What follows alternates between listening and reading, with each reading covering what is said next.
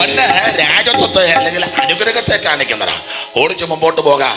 അപ്പൊ രണ്ട് ലോകം, പൊന്നും ഗോമേതകം, രണ്ട് വിഷയം. പൊന്ന് രാജത്വം, അനുഗ്രഹം. ഗോമേതകം ന്യായവിധി. അങ്ങനെയെങ്കിൽ കർത്താവിന്റെ കരത്തിന്റെ ഒരു വിശേഷത, അനുസരിക്കുന്ന ദൈവകുഞ്ഞുങ്ങൾക്ക് ഈ കരം അനുഗ്രഹത്തിന്റെ കരമാണ്. അനുഗ്രഹത്തിന്റെ കരമാണ്. ദൈവത്തോടും ദൈവജനത്തോടും ദൈവിക ഉപദേശങ്ങളോടും ദൈവ പ്രമാണങ്ങളോട് മറത്ത് മത്സരിക്കുന്നവർക്ക് ഈ കരം ന്യായവതിയുമാണ്. ഇന്ന് രാത്രി ഇവിടെ കൂടപ്പെട്ടവരും ദൂരെ ഇരുന്ന് കേൾക്കുന്നവർക്ക് ഇത് ന്യായവതിയായിട്ട് തീരരുത്, ഇത് അനുഗ്രഹമായി തീരണം. അപ്പൊ കർത്താവിന്റെ കരത്തിന്റെ പ്രത്യേകത, അനുസരിക്കുന്ന ദൈവകുഞ്ഞുങ്ങൾക്ക് അനുഗ്രഹത്തിന്റെ കരമാണ്, മറത്ത് നിൽക്കുന്നവർക്ക് ന്യായവതിയുടെ കരമാണ്. അതിനൊരു തെളിവ് നിങ്ങൾക്ക് വചനം നന്നായിട്ടറിയാം. ആ ന്യായവതിയുടെ കരമാന്നുള്ളതിനൊരു തെളിവ്, മിസ്രയീമിൽ കിടക്കുന്ന ഇസ്രായേലിനെ വിടിപ്പിക്കുവാൻ മോശ മുഖാന്തരം ദൈവം പദ്ധതി ആവിഷ്കരിച്ചു. പർവ്വം വിട്ടുകൊടുക്കുകയില്ല, എന്ത് ചെയ്ത ആൾക്കാരെ വിടുകയില്ല. പുള്ളി ഒത്തിരി ഉപാധി പറഞ്ഞൊരു കാര്യം ചെയ്യുക, ഒത്തിരി ദൂരെയൊന്നും പോകരുതെന്ന്. അന്നേരം മോശ പറഞ്ഞു, അങ്ങ് ദൂരെ പോയി ആരാധിക്കണം, ചില ദൂരോട്ട് മാറി ആരാധിക്കുന്നതാ നല്ലത്. പണ്ട് പുള്ളി പറഞ്ഞു, അങ്ങനെ സ്ത്രീകളല്ല ഇവിടെ നിൽക്കട്ടെ, നിങ്ങൾ പുരുഷന്മാരെല്ലാം പോയി ആരാധന ശരിയാവുമോ? ആകെ 2 ദോത്രം പറഞ്ഞ കൈയടിക്കുന്ന ദൈവത്തിങ്ങളാണ് വന്നിരിക്കുക. അവരുടെ ദോത്രം പോലും പറയല, കൈ പഠിക്കുകയില്ല. പിന്നെ അതുങ്ങളാ. ഇപ്പം തന്നെ അതിൽ വാക്യം വായിച്ചത് ആരാ? വേഗം വായിച്ചെന്നിരുന്നാലും ചടികടാന്ന് പിന്നെ അതുങ്ങളല്ലേ. അപ്പം യോഗത്തിന് എൻ്റെ ഒരു ഭാഷ, ഞങ്ങളുടെ പിള്ളേരുടെ ഭാഷ പറഞ്ഞാൽ ഒരു ഓളം ഉണ്ടാകണമെങ്കിൽ യുദ്ധങ്ങൾ വേണം. പിന്നെ എന്താ അത് പറഞ്ഞ് ഇഷ്ടപ്പെട്ടില്ലെന്ന് തോന്നല്ലോ. നിങ്ങളില്ല യോഗം യോഗമല്ല. സാറ് പണ്ടൊരു പാട്ട് പാടി, ഭക്തരുടെ യോഗം എനിക്കിമ്പം ശക്തിയേറും ദൈവത്തിൻ കുടുംബം. ഭക്തരുടെ യോഗം എനിക്കിമ്പം ശക്തിയേറും ദൈവത്തിൻ കുടുംബം. പത്തുമേശയോടാണെയും നേരമുള്ളിൽ തീർന്നു പോകും കുംഭം പരുയിമ്പം. അപ്പൊ ഈ നമ്മുടെ യോഗങ്ങൾക്ക് ആവശ്യമായതല്ല. അപ്പൊ ഫറവോൻ ഉപാധി പറഞ്ഞു, സ്ത്രീകൾ ഇവിടെ നിൽക്കട്ടെ, പിള്ളേരുമല്ല, നിങ്ങൾ പോകാൻ, അത് നടക്കുന്ന കേസല്ലെന്ന് പറഞ്ഞു. എന്തിനേറെ ഉപാധികൾ ഒത്തിരി അറിയിച്ചെങ്കിലും ദൈവം ബാധകൾ അയക്കുക മോശ മുഖാന്തരം.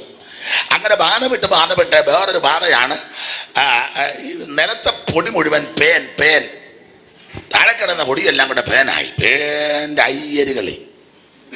അയ്യോ, ഈര് കൊല്ലുമ്പോ പേൻ വരുമ്പോ ഈര് കണ്ടിട്ടില്ലേ ചില യോഗത്തിനിടയിൽ വരാ ആ ബാധയാ. അപ്പൊ പേനെ കൊണ്ട്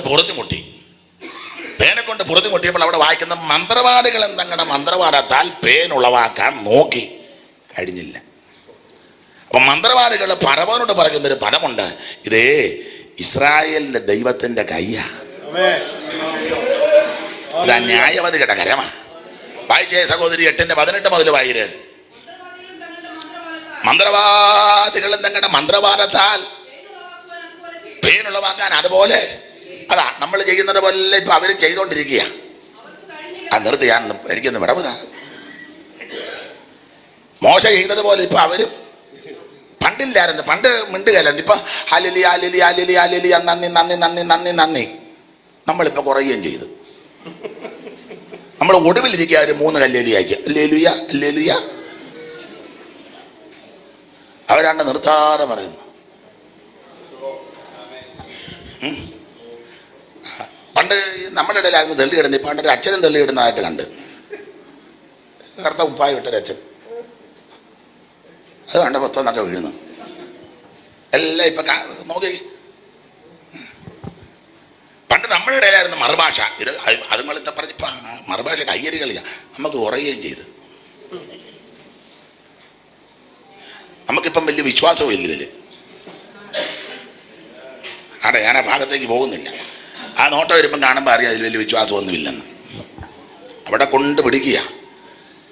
മന്ത്രവാദികളും തങ്ങളുടെ മന്ത്രവാദത്താൽ പേനുളവാക്കാൻ നോക്കി, അവർക്ക് കഴിഞ്ഞില്ല. പിന്നെ മനുഷ്യരുടെയും മൃഗങ്ങളുടെയും മേൽ പേനുളവായത് കൊണ്ട് മന്ത്രവാദികൾ ഫറവോനോട്, എൻ്റെ ഭാഷ പറഞ്ഞ രാജാവേ, ഇത് എണ്ണക്കേടും വെള്ളക്കേടും വെള്ളം മാറിയതിൻ്റെയും ക്ലൈമറ്റ് മാറിയതിൻ്റെയും പൊടിയുടെ ഒന്നുമല്ല വേറെ വരാനുള്ള കാരണം ദൈവത്തിൻ്റെ വിരലാ എന്ന് പറഞ്ഞാൽ ആമ വീണ്ടെടുക്കപ്പെട്ട ദൈവമക്കളെ ആരാധനയ്ക്ക് വിട്ടുകൊടുക്കാതെ തടഞ്ഞു വെക്കുന്നത് കൊണ്ട് ഇത് ദൈവത്തിന്റെ ന്യായവതിയുടെ കരമാണ്.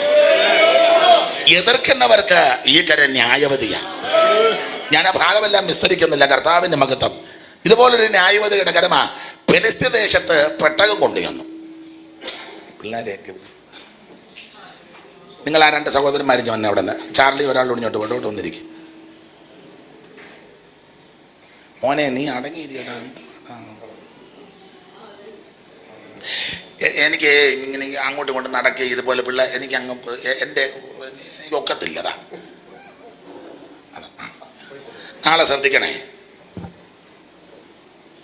അപ്പൊ ശ്രദ്ധിച്ചേ, ഫെലിസ്ത്യ ദേശത്ത് പെട്ടകം കൊണ്ടുവന്ന് ചരിത്രം പറയുന്നില്ല. പെട്ടകം പിടിച്ചോണ്ട് പോയി, ഗത്തി കൊണ്ടുപോയി, എക്രോനി കൊണ്ടുപോയി, അസ്കലോനി കൊണ്ടുപോയി. അതിന് തലേന്ന് ദൈവം താഴെ വീണു. ദൈവത്തിന്റെ കൈ ഒടിഞ്ഞു. എന്നാ ദൈവമാണ്? ദൈവത്തിന്റെ കൈ ഒടിഞ്ഞു. ദൈവം തിത്തയെന്ന് പറഞ്ഞ് താഴെ കിടന്നു. ഒടുവിലൊരു പെട്ടകം ഫെലിസ്ത്യ ദേശത്ത് കൊണ്ടുപോയി. അവിടെ കൊണ്ടുവന്നിടത്തെല്ലാം മൂലരോഗം, എല്ലാത്തിനും മൂലരോഗം. അതാന്നല്ല ചിലത് യോഗത്തിന് മുഴുവൻ സമയം ഇരിക്കാത്തത്. എല്ലാത്തിനും മൂലരോഗം. അപ്പൊ മൂലരോഗം കൊണ്ട് ഇവനെല്ലാം മുഖറായിടുക. മുഖറായിട്ടപ്പോ പച്ചമരുന്ന് കാര്യം പല ആൾക്കാർ വന്ന് ചെയ്ത പച്ചമരുന്നിന്റെ ഒന്നുമല്ല. ഒരിടത്ത് പറഞ്ഞ് കാടിക്കകത്ത് കലക്കി കുടിക്കാൻ. അപ്പൊ അവര് പറഞ്ഞൊരു പദമുണ്ട്, ഇതേ ഇസ്രായേലിന്റെ ദൈവത്തിന്റെ കയ്യാ. വായിച്ചേ നിങ്ങളുടെ ഇരിപ്പുണ്ട്. ഞാനിപ്പോ എഴുതിയാന്ന് തോന്നല്ലോ. വായിര് ആ കണ്ണിക തുടങ്ങുന്ന ഒരു വായിര് സഹോദരി. അല്ലെന്നാ മേളിലൊരു കണ്ണിക തുടങ്ങുന്നില്ലേ? 5:6 മുതൽ വായിര്. 5:6 മുതൽ മേളിൽ. എന്നാൽ യഹോവയുടെ കൈ ആ ആ ആ ആ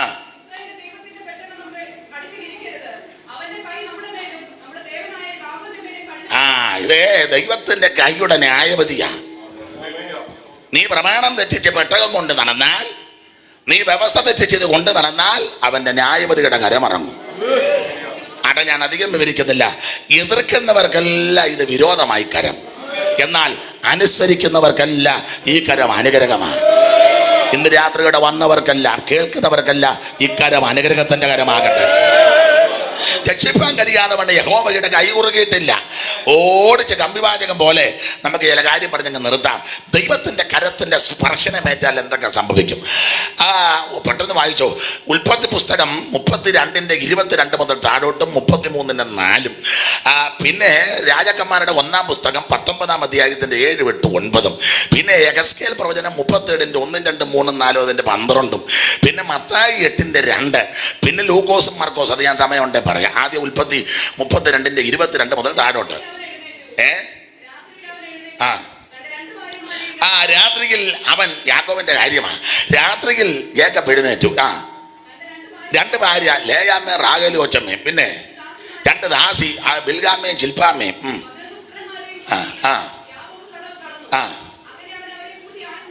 ആറ്റിനക്കരെ കിടത്തി. ഓടിച്ചു വായിരേ.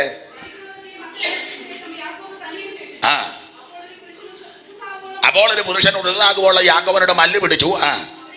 അവനെ ജയിക്കില്ലെന്ന് കണ്ടപ്പോൾ അവന്റെ തുടകിട തടം തൊട്ട് എന്നെ വിടുക കുശസ്വദിക്കുന്നില്ല പറഞ്ഞു. നീ എന്നെ അനുഗ്രഹിച്ചല്ലാന്ന് ഞാൻ തന്നെ വിടുകയില്ല എന്ന് പറഞ്ഞു. നിന്റെ പേരെന്തെന്ന് ചോദിച്ചതിന് എന്റെ പേര് യാക്കോബ് എന്ന് പറഞ്ഞു അടുത്തത്.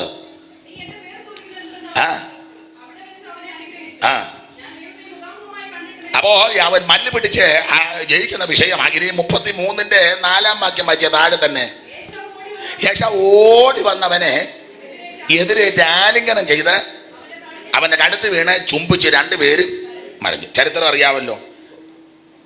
പശ്ചാത്തല ഭാഗം അമ്മാവിയപ്പന്റെ വീട് വിട്ടു വരുന്ന യാക്കോബും തന്റെ കുടുംബവും. യാക്കോബ് രാത്രിയിൽ എഴുന്നേറ്റുന്ന, ഇക്കക്ഷി രാത്രിക്ക് എഴുന്നേക്കുന്ന ആളൊന്നും അല്ല. അന്ത്യക്ക് കയറി കിടന്നാൽ പിന്നെ 8:30 ആയാലും മോട്ടോർ പിറ്റിയതുപോലെ കിടക്കുക.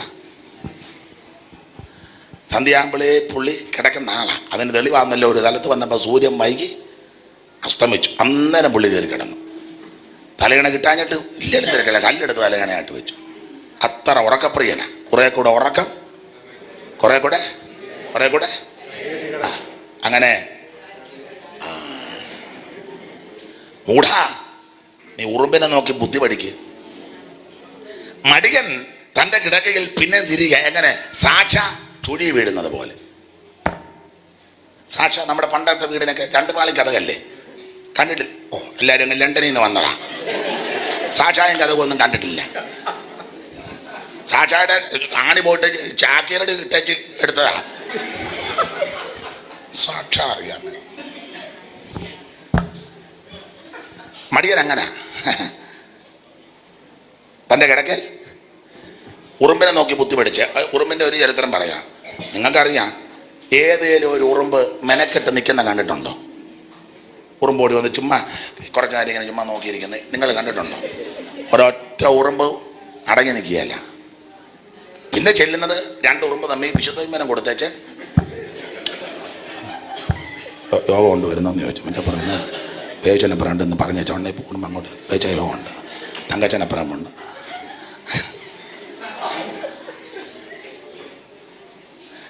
ഉറുമ്പ് അടങ്ങി ഏതെങ്കിലും ഉറുമ്പ് മെനക്കെട്ട് നിൽക്കുന്ന കണ്ടിട്ടുണ്ടോ? ഇന്ന് പ്രോഗ്രാം ഒന്നുമില്ല, ചുമ്മാ ഇവിടെ നിന്നേ ഉറുമ്പ് നിൽക്കുക. അയ്യോ, മൃഗത്തെയും പറവജാതി ഇടജാതിയൊക്കെ നോക്കി എന്തെല്ലാം പഠിക്കാനുണ്ട്.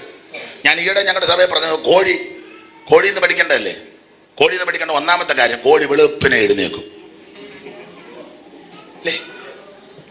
കാറ്റാന്നേലും മഴയാന്നേലും കൊടുങ്കാറ്റാന്നേലും സുനാമി ആന്നേലും കോഴി ക്ലോക്കൊന്നും ഇല്ലാഞ്ഞ പണ്ടത്തെ കാലത്ത് നമ്മുടെ പിതാക്കന്മാരും മാതാക്കളും ഒക്കെ കോഴി പോകുന്ന അനുസരിച്ചിരിക്കുമോ രാവിലെ എഴുന്നേക്കുന്നത്. ഏതേലും കോഴി 7:30 എഴുന്നേക്കുന്ന കണ്ടിട്ടുണ്ടോ? പക്ഷെ ഞങ്ങളുടെ വീട്ടിലെ കോഴി 7:30 ആണ്. കാരണം ഞാൻ 7 എഴുന്നേക്കും. അത് കഴിഞ്ഞാൽ ഞങ്ങളുടെ കോഴി മനസ്സിലാകാരിയാണോ? ഒരൊറ്റ കോഴി പോലും 7:30 എഴുന്നേക്കും. എല്ലാം വെളുപ്പിനെ എഴുന്നേക്കും. കോഴിന്ന് പഠിക്കേണ്ടതാ. 2, കോഴി രാവിലെ ഇറങ്ങി തീറ്റ തേടും. നമുക്ക് എല്ലാം പിടിച്ചിനകത്ത് സെറ്റ് ചെയ്ത് വെച്ചിരിക്കുക. തുറന്നാ മുട്ട താഴെ, അതുകൊണ്ടെല്ലാം പിള്ളേർ തുറക്കരുത്. കോഴിക്ക് ഫ്രിഡ്ജില്ലല്ലോ. കോഴിയുടെ വേറൊരു വിശേഷത, എന്തെങ്കിലും ഒരു ഞാഞ്ഞൂലോ വിട്ടിലോ തത്തുല്യമായി കണ്ട ഉടനെ കൊക്കി എല്ലാത്തിനും വിളിക്കും. നമ്മളോ ആര് പറയണ്ട, അങ്ങോട്ട് വാങ്ങിയോ കോഴിയാ.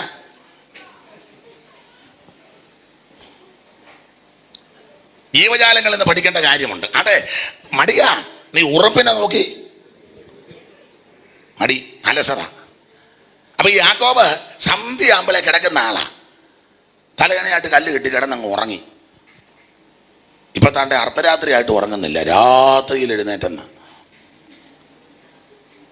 എഴുന്നേൽപ്പിക്കാൻ ദൈവത്തിനറിയാം. സ്തോത്രം പറയാത്ത നിന്നെ സ്തോത്രം പറയിപ്പിക്കാൻ ദൈവത്തിനറിയാം. ആരാധിക്കാത്ത നിന്നെ നന്നായിട്ട് ആരാധിപ്പിക്കാൻ ദൈവത്തിനറിയാം. ഹല്ലേലൂയ പറയാത്ത നിന്നെ 2 കൈയും പൊക്കി ഹല്ലേലൂയ എന്ന് പറഞ്ഞ് ഓടിക്കാൻ ദൈവത്തിനറിയാം. ഉപവസിക്കാത്ത നിന്നെ നന്നായിട്ട് കണ്ടിന്യൂ ഉപവാസം എടുപ്പിക്കാൻ ദൈവത്തിന്. ഞങ്ങൾക്കൊരച്ചാനുണ്ട്, ഉപവസിക്കുകയല്ല. എന്ത് ചെയ്തോ പുള്ളി പറഞ്ഞ അങ്ങനൊന്നും ഒക്കത്തില്ല. അങ്ങനെ നമ്മൾ ഒരു ഓപ്പറേഷൻ വേണം. ഡോക്ടർ പറഞ്ഞു വൈകിട്ടേ ഒന്നും കഴിക്കരുതെന്ന് പറഞ്ഞു. തലേന്ന് മുതൽ തലേന്നും കഴിച്ചില്ല. അത് കണ്ട് 12 മണിക്കൂറും കണ്ട് കഴിക്കാതിരിക്കണം. കണ്ടോ ദൈവത്തിൻ്റെ ഓരോ വഴികൾ. വരാതിരിക്കട്ടെ തമ്പുരാൻ അറിയാം ഓരോന്നിനെ. അപ്പൊ രാത്രിയിൽ ഈ യാക്കോബ് എഴുന്നേറ്റു. തന്നെ ഭാര്യമാരെ, ദാസിമാരെ, പിള്ളേരെ എല്ലാം കൂടെ കൂട്ടി യാബൂക്ക് കടവ് കിടക്കുക. ചരിത്രം നിങ്ങൾക്കറിയാം, വിസ്തരിക്കുന്നില്ല. കടവിങ്ക വന്നു. യാത്ര ചെയ്യുമ്പോൾ തന്നെ ഹൃദയത്തിൽ വേദനയാ. 10-20 കൊല്ലം മുമ്പ് കൊല്ലാൻ ഭാവിച്ച ഏശാവുണ്ട്. ഭാര്യമാരോടും പിള്ളേരോടും ഒന്നും അധികം പറഞ്ഞില്ല. ഹൃദയത്തിൽ തിങ്ങിവിക്കുന്ന വേദനയാണ്.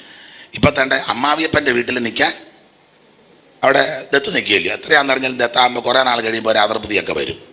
പിന്നെ അതിലെ അളിയന്മാരുടെ സംസാരവും അമ്മായിയപ്പൻ്റെ മുഖവും. അതുകൊണ്ട് കഴിവിൻ്റെ പരമാവധി നിൽക്കാതിരിക്കുന്നതാ. വാടകയ്ക്കാന്നില്ലെങ്കിൽ മാറിയേക്കണം.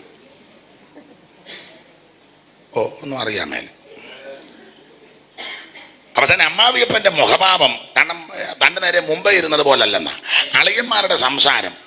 അപ്പോൾ യാക്കോബിന് മനസ്സിലായി ഇവന്മാർ ചുമ്മാ സ്തോത്രം, ഗ്ലോറി, വിക്ടറി എന്നൊക്കെ പറയാം. ഇവന്മാർക്ക് താല്പര്യമൊന്നും ചുമ്മാ യാക്കോബ് ഭാര്യമാരോട് പറഞ്ഞു ഞാൻ പോവാ വരുന്നെന്ന് ചോദിച്ചു. അവർ പറഞ്ഞു ഞങ്ങളും വരിക എന്ന് പറഞ്ഞു. അങ്ങനെ തിങ്ങി തിങ്ങുന്ന വേദനയുമായി യാമ്പൂക്ക് കടവ് കിടക്കുക. തനിക്കുള്ളതെല്ലാം അക്കരെ കിടത്തി ജേക്കബ് കടവിങ്കെ ശേഷിച്ചു. അപ്പോൾ ഒരു ദൂതൻ അങ്ങോട്ട് വന്നു. ദൂതനെ കണ്ട മാത്രയിൽ ഇവൻ ദൂതനുമായിട്ട് മല്ല് പിടിച്ചെന്ന ഉൽപ്പത്തിയില് ഹോശിയ എഴുതിയിരിക്കുന്നത് പ്രാർത്ഥിച്ചെന്ന. എന്തായാലും കൊള്ളാം, പ്രാർത്ഥനയിൽ പൊരുതുക. ആ ദൂതനുമായിട്ടുള്ള മൽപ്പിടുത്തം. ഒടുവിൽ ദൂതൻ പറഞ്ഞ് ഏക്കപ്പെ വിടറ, നേരം വെളുത്തെന്ന് പറഞ്ഞ്. എൻ്റെ ശൈലി പറയും, ആക്ക് പറഞ്ഞ് നേരം വെളുത്താലും കൊള്ളാം, ദൂതൻ നിർത്തിച്ചാലും കൊള്ളാം, നീ എന്നെ അനുഗ്രഹിച്ചല്ലാതെ ഞാൻ നിന്നെ. ദീപ്യങ്കാർ പണ്ട് പാടുന്നു, എന്നെ അനുഗ്രഹിക്ക ദയവായിപ്പോൾ എന്നെ അനുഗ്രഹിക്ക, എന്നെ അനുഗ്രഹിക്ക ദയവായിപ്പോൾ എന്നെ അനുഗ്രഹിക്ക, എന്നെ അനുഗ്രഹിക്കല്ലാതെ ഞാനിന്ന് നിന്നെ വിടുകയില്ല, എന്നെ അനുഗ്രഹിക്കല്ലാതെ ഞാനിന്ന് നിന്നെ വിടുകയില്ല. യാക്കോബ് പറഞ്ഞു എന്നെ അനുഗ്രഹിക്കല്ലാതെ ഞാൻ നിന്നെ വിടുകയില്ല. വിടുന്നില്ലെന്ന് കണ്ടപ്പോൾ യഹോവയുടെ ദൂതൻ യാക്കോബിന്റെ തുടയുടെ തടം തൊട്ടെന്നാ എഴുതിയേക്കുന്നത്. പേരെന്നാന്ന് ചോദിച്ചു. പേര് ജേക്കബാന്ന് പറഞ്ഞു. പണ്ട് അപ്പനോട് കള്ളം പറഞ്ഞതാ. മൂപ്പിലെ വണ്ടി ചോദിച്ചു പേര് കേശാവാന്ന് പറഞ്ഞു. ഇപ്പൊ താണ്ട കൃത്യം പറഞ്ഞല്ലോ, കൃത്യം പറഞ്ഞില്ലേ ജേക്കബാന്ന്. അപ്പന്റെ മുന്നിൽ പണ്ട് അഭിനയിച്ചതാ. ഇവിടെ അഭിനയമൊന്നും നടക്കുകയല്ല, നിൽക്കുന്നത് ദൂതന്റെ മുന്നിലാ. നിന്റെ ഒരു വിളച്ചിലൂടെ ചെലവാകുകയല്ല. സ്തോത്രം സ്തോത്രം സ്തോത്രം. എന്തിനേറെ വിസ്തരിക്കുന്നില്ല. തുടയുടെ തടമൊന്ന് തൊട്ടു എന്ന് പറഞ്ഞാൽ കരസ്പർശനം അനുഭവിച്ചു. ഈ പടയനിമത്തിൽ പല സ്ഥലത്തും യഹോവയുടെ ദൂതൻ, യഹോവയുടെ ദൂതൻ, യഹോവയുടെ ദൂതൻ എന്നുള്ള പരാമർശമുണ്ട്. സൂക്ഷ്മമായി പഠിച്ചാൽ അത് ദൈവം തന്നെ. അങ്ങനെയെങ്കിൽ സർവജ്ഞനായ ദൈവത്തിന്റെ കരം യാക്കോബിനെ ഒന്ന് തൊട്ടു. പേരെന്നാന്ന് ചോദിച്ചു. പേര് ജേക്കബ്. ഉപായി വാക്കിന്റെ അർത്ഥമാണ്. അതെ, നീ സത്യം പറഞ്ഞില്ലേ, നിന്റെ പേര് നീ യാക്കോബ് എന്നല്ല, നിന്റെ പേര് ഇസ്രായേൽ എന്ന് പറഞ്ഞാൽ ദൈവത്തിന്റെ പ്രഭു. അർത്ഥം ഇത്രയേ ഉള്ളൂ. ദൈവത്തിന്റെ കരം നിന്നെ സ്പർശിച്ചാൽ നിന്റെ പേരും പ്രകൃതിയും മാറും. നിന്റെ പാരമ്പര്യത്തിന്റെ ശക്തി, പാരമ്പര്യത്തിന്റെ പേര്, നിന്റെ പഴയ പ്രകൃതി, പാപ പ്രകൃതി, അത് മുഴുവൻ മാറ്റുവാൻ കഴിവുള്ള കരമാണ് യേശുവിന്റെ കരം. ഹല്ലേലൂയ. സായിപ്പിന്റെ ലാത്തയ്ക്കോ കൗൺസിലിങ്ങിനോ പുസ്തകത്തിൽ നിന്നോ മറ്റ് യാതൊരു കർമ്മമാർഗത്തിൽ നിന്നൊന്നും നിന്റെ പേര് പ്രകൃതി മാറ്റാനൊക്കത്തില്ല. മാറ്റാൻ കഴിവുള്ള ഒരേ ഒരു വ്യക്തി നസറയനാകുന്ന യേശു. അവന്റെ കരത്തിന്റെ സ്പർശനമേറ്റാൽ പേരും പ്രകൃതി മാറും. അധികം വിവരിക്കുന്നില്ല. സാവു പാസ്റ്റർ ഇടയ്ക്കനോട് പറഞ്ഞ് 10-20 വരെ പോയാലും കുഴപ്പമില്ലെന്ന് അല്ലേ. ട്രെയിനിൻ്റെ ടൈം പറയാൻ പോലെ ഇങ്ങനെ കയറി പോവുക. എന്നാലും നിങ്ങൾ ആസ്വദിക്കുന്നല്ലോ, നന്നായിരിക്കുന്നു. പെട്ടെന്നങ്ങ് നിർത്താം. ഒന്ന്, ദൈവത്തിൻ്റെ കരത്തിൻ്റെ സ്പർശനമേറ്റാൽ പേരും പ്രകൃതിയും മാറും. അവിടെ തന്നെ ദൈവം തൊട്ടു, പ്രകൃതി മാറി. അക്കരെ കയറിയപ്പോൾ ദീർഘവർഷങ്ങളായി കൊല്ലാൻ നിന്ന യേശാവ് ഓടി വന്ന് കെട്ടിപ്പിടിച്ച് ചുംബനം കൊടുത്തു.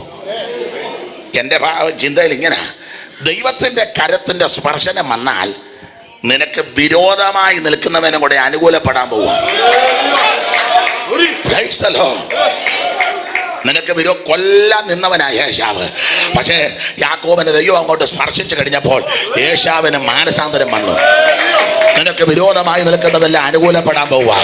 പ്രതികൂലമായി നിൽക്കുന്നതിന് ദൈവം അനുകൂലപ്പെടുത്തും.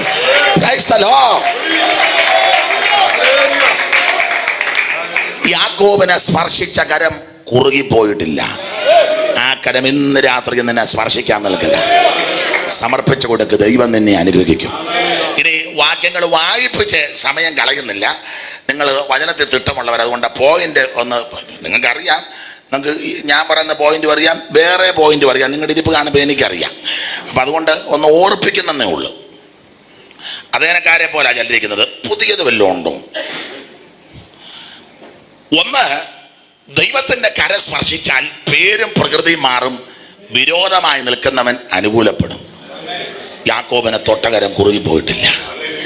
2 രാജകന്മാരുടെ 1-ാം പുസ്തകം 19:7-8 അറിവുള്ള വാക്യമാണ്. യഹോവയുടെ ദൂതൻ 2-ാം പ്രാവശ്യം വന്ന് ഏലിയാവിനെ തട്ടി. അങ്ങനല്ലേ? തട്ടി. യാക്കോബിനെ തൊട്ടു, ഏലിയാവിനെ.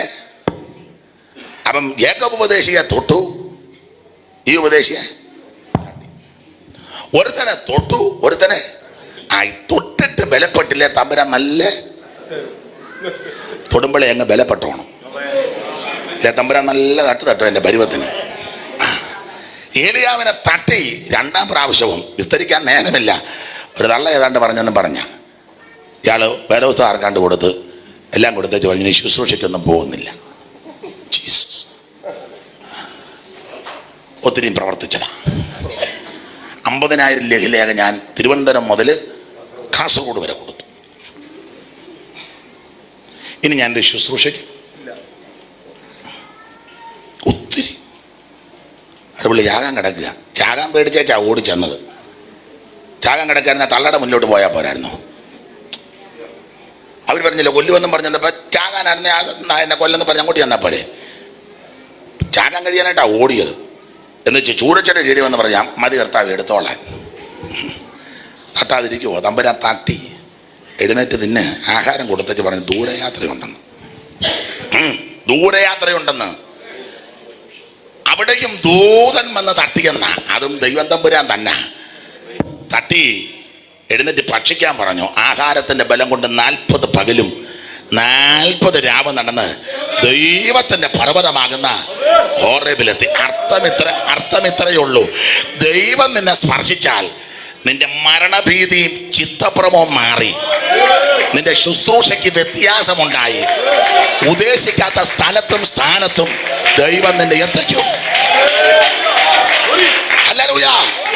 ശുശ്രൂഷയ്ക്ക് മാറ്റം വരും, ശുശ്രൂഷയ്ക്ക് വ്യത്യാസം വരും. ഉദ്ദേശിക്കാത്ത സ്ഥലത്ത് ദൈവം നിന്നെ എത്തും.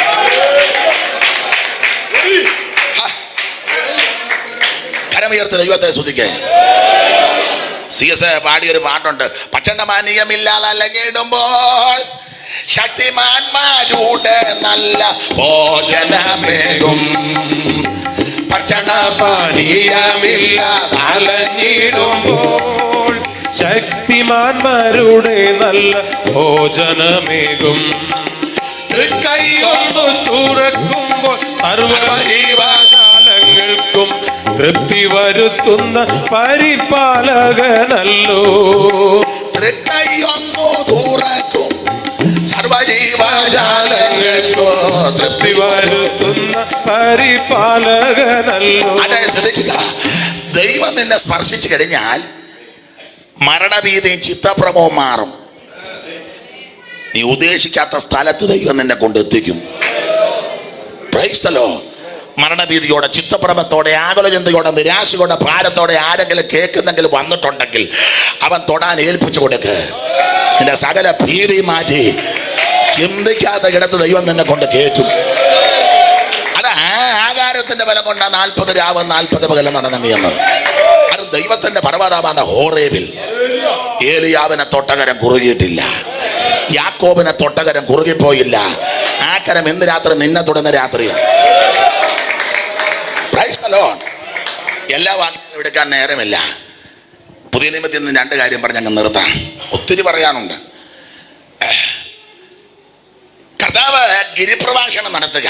മത്തായി 5, 6, 7 3 അധ്യായം ഏതാണ്ട് 28 പര സബ്ജക്റ്റ് പറഞ്ഞെന്ന ഗിരിപ്രഭാഷണം, പർവ്വത പ്രസംഗം. അതെല്ലാം പ്രസംഗിച്ച യേശു ആ പർവ്വതത്തിൽ നിന്ന് മലയിൽ നിന്ന് ഇങ്ങോട്ട് ഇറങ്ങി വരിക. ഇറങ്ങി വരുമ്പം ആ താഴ്വാരത്തൊരുത്തം നിൽക്കുക ഒരു കുഷ്ഠരോഗി. വരുന്ന മൂച്ചനെ ഇവൻ അവിടെ നിന്നേച്ച് പറഞ്ഞു, കർത്താവേ, നിനക്ക് മനസ്സുണ്ടെങ്കിൽ എന്നെ ഒന്ന് ശുദ്ധമാക്കണം. അതെന്നാ? എന്നോട് ആർക്കും വലിയ മനസ്സൊന്നുമില്ല. കാരണം കുഷ്ഠരോഗി പാളയത്തിന് വെളിയില്ല. അശുദ്ധനെന്ന് പുലമ്പണം. ഇവനെ ആരെങ്കിലും കണ്ടാൽ അവരോടും, ഇവൻ ആരെങ്കിലും കണ്ടാൽ ഓടിക്കോണം. എല്ലാവരാലും തള്ളപ്പെട്ടവനാ. അത് പാപത്തിന്റെ പുസ്തകം കൂടാ. അത് പ്രാപിക്കുന്ന ഇടല. ആർക്കും വേണ്ട, ആരും ഗവനിക്കുന്നില്ല, ആരും കരുതുന്നില്ല. വീട്ടുകാർക്ക് വേണ്ട, നാട്ടുകാർക്ക് വേണ്ട, ചാർച്ചക്കാർക്ക് വേണ്ട, സ്നേഹിതർക്ക് ഇവിടെ കുറ്റമല്ലയോ? ഒത്തിരി ചികിത്സകൾ ചെയ്ത് കാണും, സൗഖ്യവുമില്ല. എല്ലാവരും അത് ത്യജിക്കപ്പെട്ടവനാ. ഒടുവിലും എനിക്ക് ഗത്യന്തരമില്ല. അറ്റ കഴിക്കാവന്ന മലയുടെ കീഴെ വന്ന് എന്നേച്ച് പറഞ്ഞു. യേശു വന്നു പറഞ്ഞു, നിനക്ക് എന്തെങ്കിലും എന്നോട് മനസ്സുണ്ടോ? ഇവൻ്റെ ഹൃദയവേദന കണ്ട് യേശു പറയുക, എനിക്ക് നിന്നോട് മനസ്സുണ്ട്. ആർക്കും മനസ്സില്ലാത്തവനെ യേശുവിന് താല്പര്യം. നിന്നെ എല്ലാവരും ഉപേക്ഷിച്ചായിരിക്കും, യേശു നിന്നെ ഉപേക്ഷിക്കത്തില്ല. നിന്റെ കുടുംബക്കാരും ചാർച്ചക്കാരും എല്ലാം നിന്നെ തള്ളിക്കളഞ്ഞ് കാണും. യേശുവിന് നിന്നെ കൊണ്ട് ആവശ്യമുണ്ട്. എല്ലാ നാമം നിനക്ക് വിരോധമായിട്ട് മന്ത്രിക്കുക, കർത്താവിന്റെ നാമം നിനക്ക് അനുകൂലമാ. എല്ലാ കൈയും നിനക്ക് വിരോധമാ, യേശുവിന്റെ കൈ നിനക്ക് അനുകൂലമാ. അവന്റെ ഹൃദയവേദന കണ്ട് ചേച്ചി പറഞ്ഞു, സ്നേഹിതാ, എനിക്ക് നിന്നോട് മനസ്സുണ്ട്. അയ്യോ, നമ്മുടെ മിശിഹാതമ്പുരാൻ തന്റെ അനുഗ്രഹിക്കപ്പെട്ട കൈ നീട്ടി അവനെ തൊട്ടു. അന്നേരം കുറ്റം മാറും.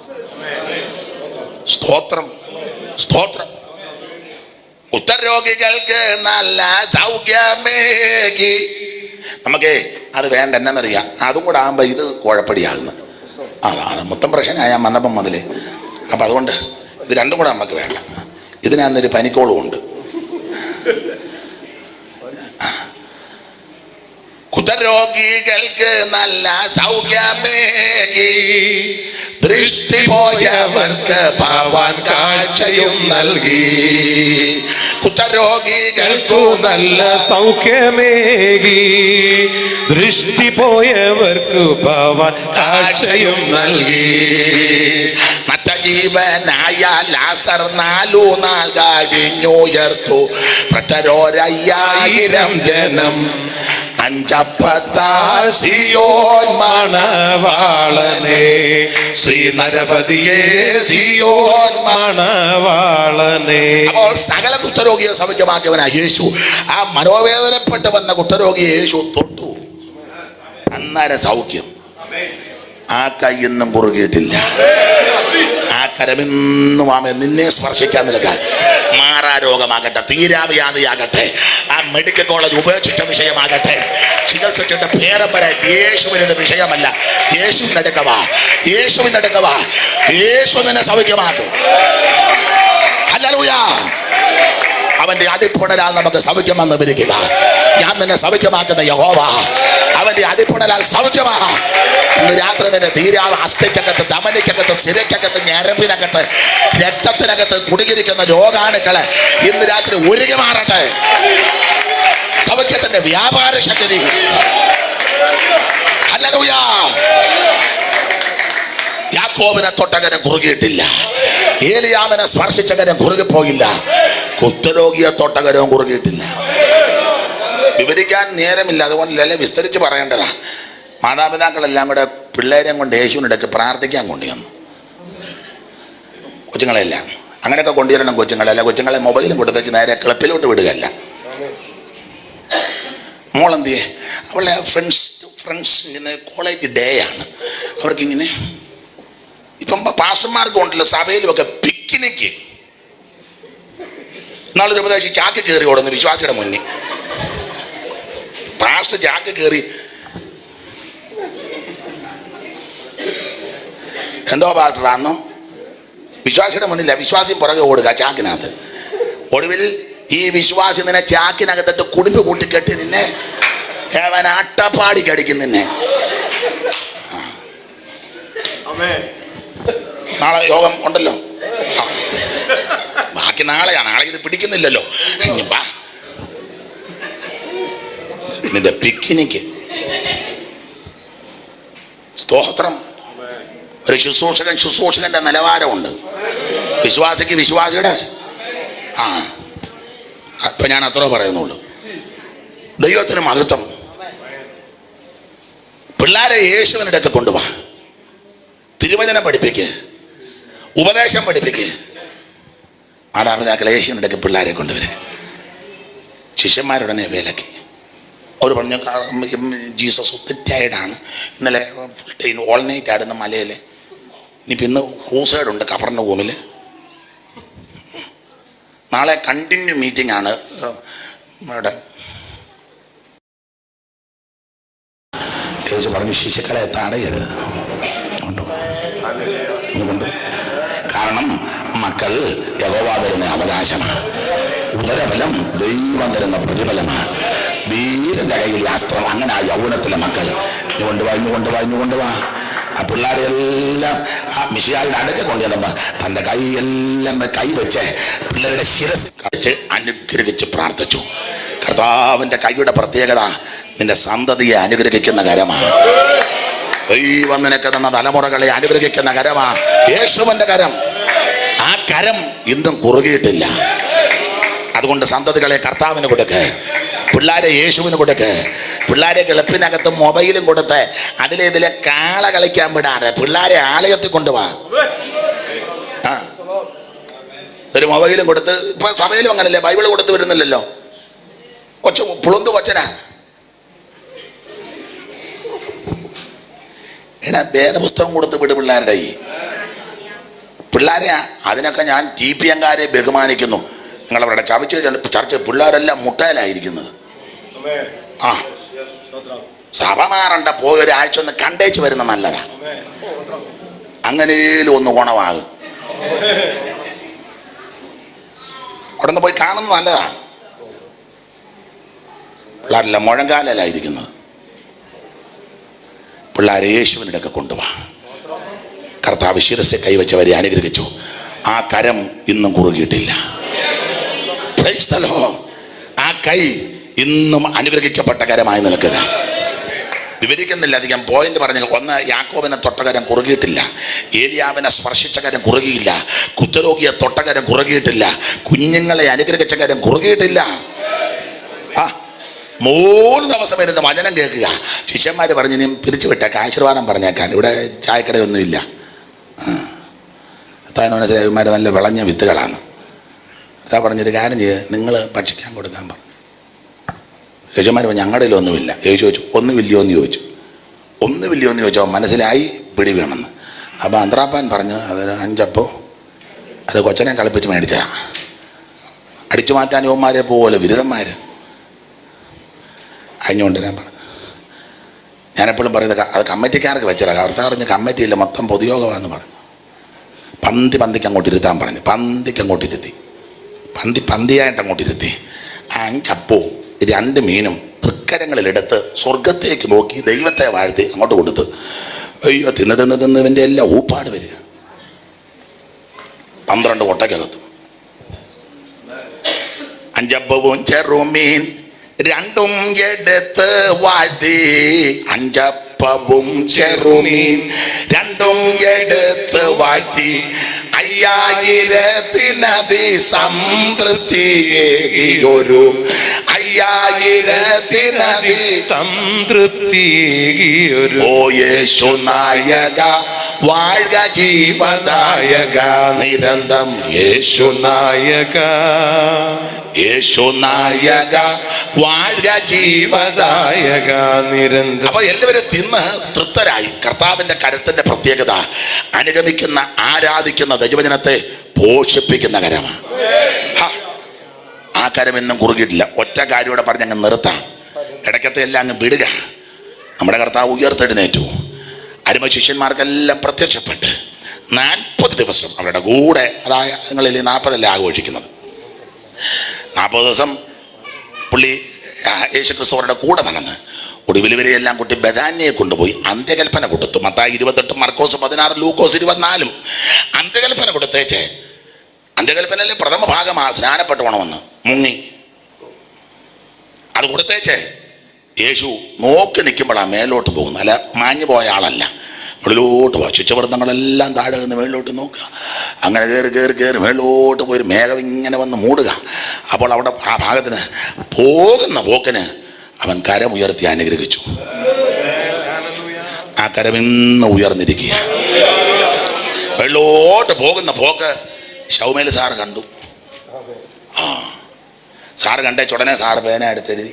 അല്ല ഞങ്ങൾ തിങ്കളാഴ്ച പാടുന്നുണ്ട്. മേളോട്ട് യേശു ഇങ്ങനെ മേളോട്ട് പോവുക. അപ്പം മേഘം വന്ന് മൂടുന്നു. സാറ് എലന്തൂരിൽ നിന്നൊരു നോട്ടം.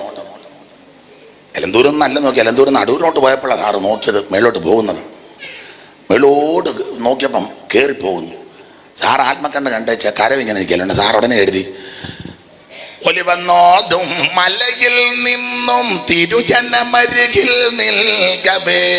ഒലിവന്നോതും മലയിൽ നിന്നും തിരുജനമരികിൽ നിൽക്കവേ ചരണമുയർന്നു ഗഗനേ ഗഗനായി താതനരികിലമർന്നുത. ചരണമുയർന്നു ഗഗനേ ഗഗനായി താതനരികിലമർന്നുത. ഓ എന്തോരത്ഭുത പുരുഷൻ ക്രിസ്തു തന്റെ മഹിമാനേ സ്തുലം.